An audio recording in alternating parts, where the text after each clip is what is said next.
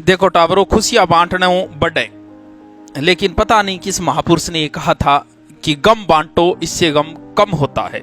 तो ये बताओ, जब खुशियां बांटने से बढ़ती है तो गम बांटने से कम कैसे हुआ? क्योंकि गम बांटने से गम और ज्यादा बढ़ता है। हम किसी के आगे अपना दुख प्रकट कर रहे हैं, किसी को अपना दुख दिखा रहे हैं। किस लिए दिखा रहे हैं? शायद इसलिए कि हमें सहानुभूति मिले। अब जितना ज्यादा आप दुख को बार बार किसी दुख को रिपीट करोगे तो एक समय ऐसा आएगा कि वो चीजें आपको सत्य लगने लगेगी सारी की, और बार बार आप इस चीज को दिखाने लग जाओगे। हर किसी को अपने घाव दिखाने शुरू कर दोगे आप। अगर आपने गम को दबा लिया, अपने गम को छुपा लिया, तो आप उस गम से बहुत जल्दी बाहर आ पाओगे। जैसे महिलाएं किसी दुख से जल्दी से बाहर नहीं आ पाती।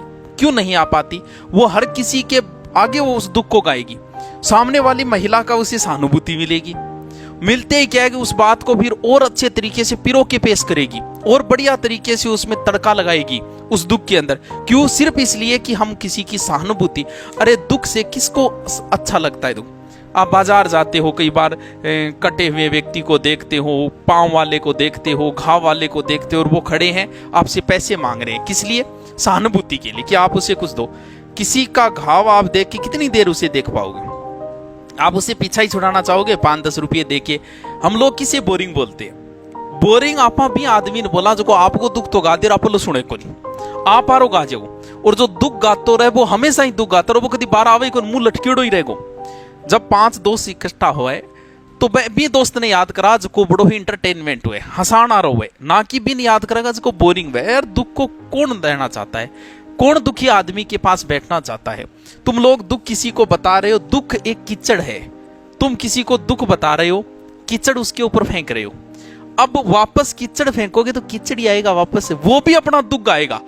तो आदमी आई चाहोगे मैं दुख और साम लो दुख आ जा, तू तन मेरे लो सुना दूं और मैं तने तेरे लो सुना दूं। तो दुख, अब आप थे बोलो गुरुजी तो फिर दुख में दबाऊंगा क्या? दमन करेंगे तो दबाओ ना। दबाने की जरूरत का है? कमरे में बैठो, एकांत में एकांत से बात करो, दीवारें से बात करो, पेड़ पौधों से बात करो, लेकिन किसी के आगे मत जाहिर करो। पुरुष जो है वो दुख से जल्दी बाहर आ पाता है, क्योंकि वो इस बात को जल्दी से, आप अपने दोस्त को दुख बताया, अब वो दोस्त भी आपको दुख की बातें करके आपको लंबे समय तक उस दुख में रखेगा। लेकिन जो दोस्त आपको दुख में नहीं देखना चाहता, आपने दुख बताया, वो तुरंत उस बात को दूसरी ओर मोड़ के हंसी मजाक की बातें शुरू कर देगा। वो दोस्त आपको उस दुख में देखना नहीं चाहता, इसीलिए वो दूसरी ओर मोड़ रहा है आपको। आपने देखो, आप कभी भी, लोग कौन दुख देखना चाहता है? आप शादी में बुलाओ, किसी को भी बुलाओ, कम से कम 1 घंटे रुक के जाएगा।